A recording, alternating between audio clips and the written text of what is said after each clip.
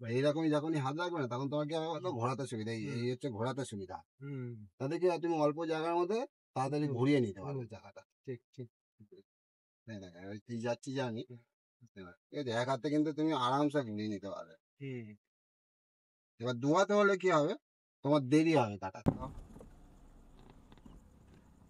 এখন যেহেতু রাস্তায় বাচ্চা কাচ্চারা আছে, সবসময় দিকের লেনটাকে তুমি সবসময় নেবে।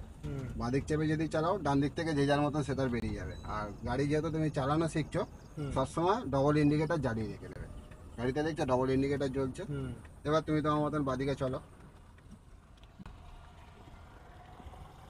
বাঁদিকের আইডিয়াটা তো তুমি পাচ্ছ তো?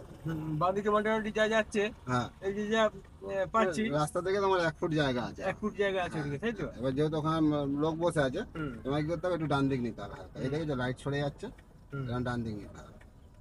চলো আবার তাড়াতাড়ি, হ্যাঁ তাড়াতাড়ি কাটাতে হবে না, আরো কাটাও।